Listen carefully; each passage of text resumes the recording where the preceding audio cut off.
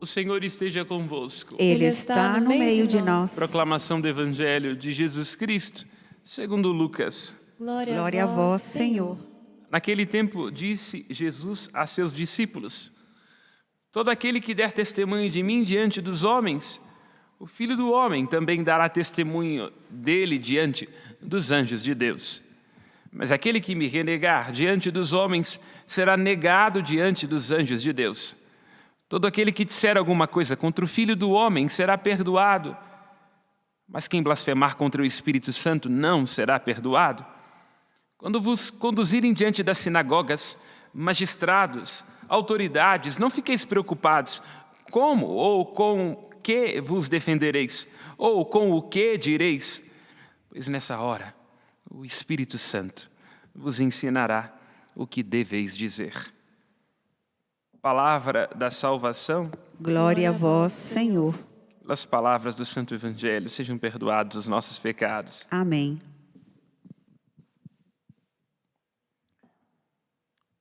O Espírito Santo pulsa no coração da igreja, que é corpo de Cristo. E é Ele quem é responsável por, ao longo dos séculos, recordar à igreja as palavras do Senhor. Ele vos recordará tudo aquilo que vos disse, e Ele vos ensinará. É o Espírito quem, no seio da igreja, faz pulsar os corações, comunicando a mesma palavra que ressoa desde toda a eternidade. A palavra mediante a qual o Senhor Deus criou os céus. Esta palavra é Jesus Cristo.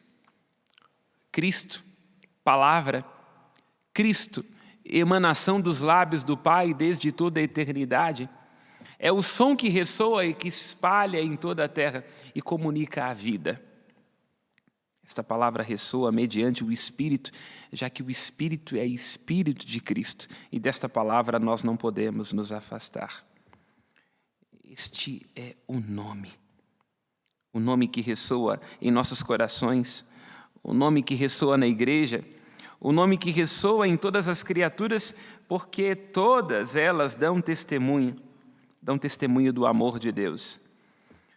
E ao termos compreensão deste nome, Jesus Cristo, nosso Salvador, nele, como tem insistido o apóstolo Paulo na carta aos Efésios, revela-se e se esclarece também o nosso mistério. É isto. Nós nos aproximamos de Deus para entender mais a respeito de nós, porque é em Deus que se esclarece o enigma da condição humana.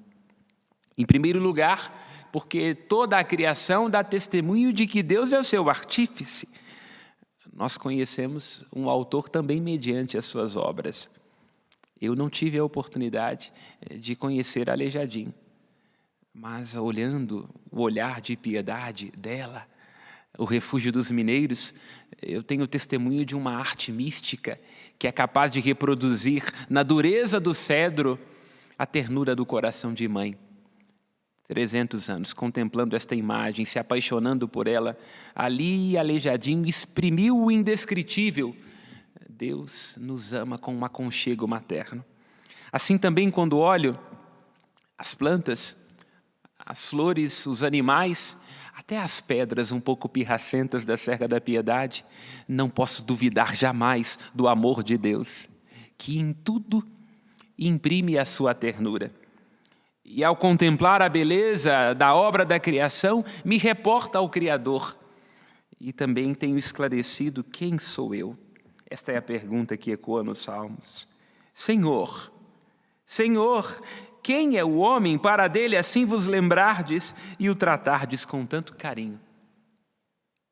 Irmãos e irmãs, todas as vezes que escutamos a palavra de Deus, participamos da Santa Missa, rezamos o terço, este amor de Deus tem que encharcar cada trecho da nossa alma. A consciência, a experiência, a intimidade, sabendo que nossa vida é um projeto do amor de Deus e que Ele está o tempo todo tentando se aproximar de nós através da sua graça e da sua misericórdia, que se anuncia em tudo que existe, do nascer do sol até o seu ocaso. O apóstolo Paulo, na carta aos Efésios, começa rendendo graças ao Deus de nosso Senhor Jesus Cristo, Pai a quem pertence toda a glória, e pede que Ele vos dê um espírito de sabedoria que vos revele e faça verdadeiramente conhecer, que Ele abra o vosso coração à luz. É isto. A nossa experiência de fé tem que se traduzir num coração que é capaz de se dilatar. Em primeiro lugar, dilatar-se reconhecendo o desígnio do amor de Deus. Porque quando nós estamos conscientes e convencidos do amor de Deus, nós rezamos com o apóstolo Paulo: tudo concorre para o bem daqueles que amam a Deus. O amor experimentado com Deus nos devolve a nós, e nós vamos percebendo que tudo deságua nele. E é o que diz o apóstolo Paulo: que o Espírito abra o vosso coração à luz, para que saibais que esperança o vosso chamamento nos dá, a riqueza da glória, que é esta vossa herança com os santos. Temos consciência disso, irmãos e irmãs? Que a nossa esperança, a esperança que nos salva, deve ser toda depositada em Jesus Cristo? Porque se nossa esperança não estiver em Jesus Cristo, no nome de nosso Senhor Jesus Cristo, nós iremos nos desesperançar na medida em que nos desiludimos com outras coisas. A morte nos angustia e aflige profundamente. Uma traição abre um buraco debaixo dos nossos pés. A perda de um emprego, uma enfermidade, tudo isso coloca em xeque nossos esquemas, nossas forças. E é nesse exato momento em que nós parecemos desesperar, em que nós nos afligimos, em que nós atravessamos desertos, que temos que tomar consciência deste nome, onde está a nossa salvação, Jesus Cristo. E como diz o apóstolo Paulo, esta esperança diz respeito à riqueza da glória. É uma herança que está reservada a nós, como vai dizer o próprio apóstolo Paulo na carta aos Coríntios. É algo que olhar humano jamais viu, ouvido jamais escutou, o coração humano jamais sentiu. É aquilo que Deus tem reservado para aqueles que o amam. É isto que deve ser sustento para a nossa fé, sobretudo nos momentos sombrios. Esta palavra que foi comunicada a nós, palavra Jesus Cristo, o evangelho da graça que apaixonou o apóstolo Paulo e o deu capacidade de seguir adiante, mesmo diante de naufrágios, apedrejamentos e incompreensões. Porque esta esperança a que nós somos chamados, como vai recordar Pedro em sua carta, ela é como uma lâmpada que nós recebemos, que deve brilhar na noite escura. E todos nós experimentamos noite escura. E falando de Teresa d'Ávila, profundamente unida a João da Cruz, todos nós sabemos momentos em que a gente se sente purificado nos nossos sentimentos, nos nossos afetos, em que os nossos arrazoados não dão conta da realidade que se apresenta a nós. Tão terrificante, tão decepcionante, tão inquietante. Neste momento, é preciso que nós deixemos que brilhe em nós a luz da fé, da esperança e da caridade. É muito interessante. Voltamos ao versículo 18, que o apóstolo Paulo fale de um coração que deve abrir-se, porque a nossa tendência é a termos um coração estreito, autocentrado, pirracento, ressentido, reivindicador, hipócrita. É preciso que todos os dias nós peçamos ao Espírito Santo que nos dilate o coração, para que nós não soframos do infarto espiritual. O julgamento que nós podemos fazer uns com os outros é um infarto espiritual. Quando nós fazemos da nossa fé, da nossa religião, um exercício de condenação e de divisão, nós podemos estar neste lugar tão criticado nos evangelhos, que é o lugar dos fariseus. E, inclusive, Cristo, neste trecho que acabamos de escutar, da narrativa lucana, pede a nós a perseverança. Convida-nos a tomar cuidado para que a gente não viva num estado de negativa do amor de Deus, da graça dEle, daquilo que nos comunica este Filho do homem. Porque se nós negamos a Deus, se nós negamos o Espírito de Deus, a sabedoria dEle dentro de nós saímos do alcance da salvação. Pecar contra o Espírito, pecar contra esta sabedoria, significa estar perdido para sempre. Inclusive, Cristo dá a garantia. Se nós estamos com medo de que o mundo não nos entenda por causa do nosso amor ao Evangelho, Cristo disse: não vos preocupeis diante das sinagogas, dos magistrados e das autoridades. Não vos preocupeis, porque Deus se ocupa de vós. Entende? O apóstolo Paulo está dizendo na primeira leitura que é um desígnio de salvação, que Deus já manifestou até onde Ele será capaz de ir para nos resgatar, inclusive da morte, já que Ele, ao resgatar da morte o próprio Filho, dá testemunho de que nós importamos para Ele. Quem é o homem para vós?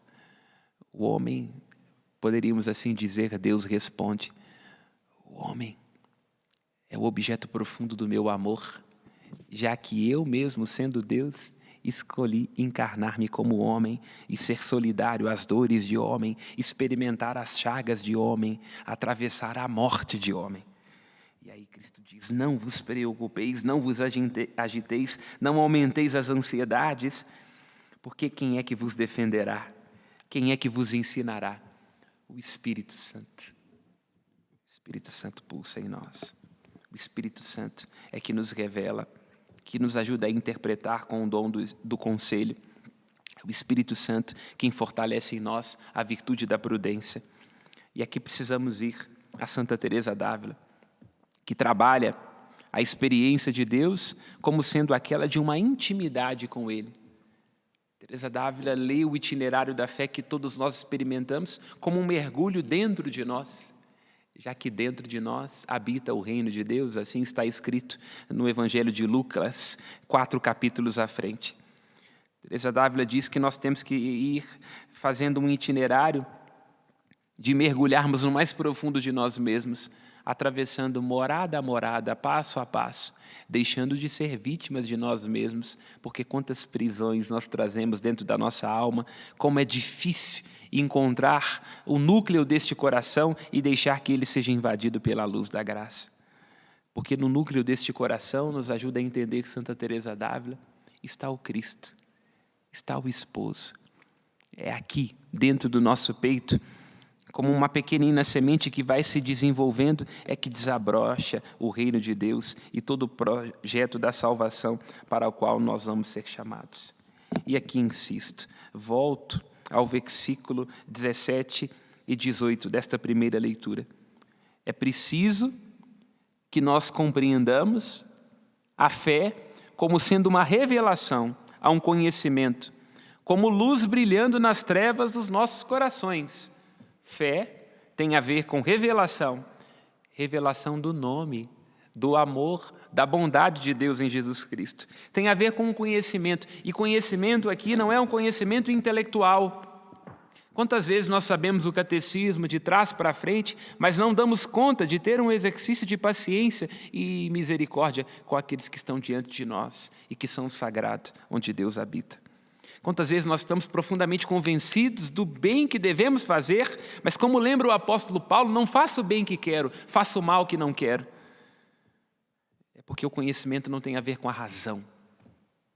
O conhecimento, lembrando-nos do iadá, do hebraico, lembrando-nos do gnoses, do grego, tem a ver com um envolvimento íntimo, pessoal, amoroso.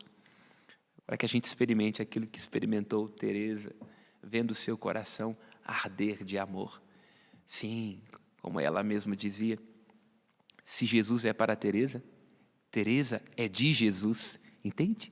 O conhecimento é isto, o envolvimento íntimo, onde as liberdades se encontram, onde as vontades se encontram, onde a oração é a experiência de ser devolvido a si, onde nós não imaginamos que Deus seja refém dos nossos caprichos, moldado segundo as nossas antipatias e reivindicações, mas um Deus que se abre a nós, que se oferta, que deseja ser reconhecido para além dos nossos caprichos. Este é o conhecimento.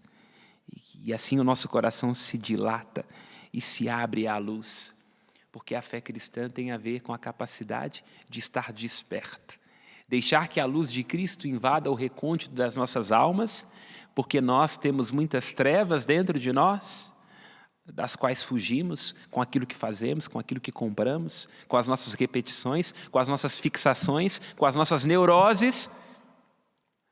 esta luz brilha em nós. E na medida que esta luz brilha em nós, já que Cristo é a luz do mundo, nós também nos ofereceremos como candeeiro para o mundo, transbordando como Paulo, como Teresa e como tantos outros, aquilo que experimentamos. O Evangelho da graça que nos salva, pelo qual nós nos tornamos apaixonados, o Evangelho que é capaz de salvar o mundo. Louvado seja nosso Senhor Jesus Cristo. Para sempre seja louvado. As nossas preces.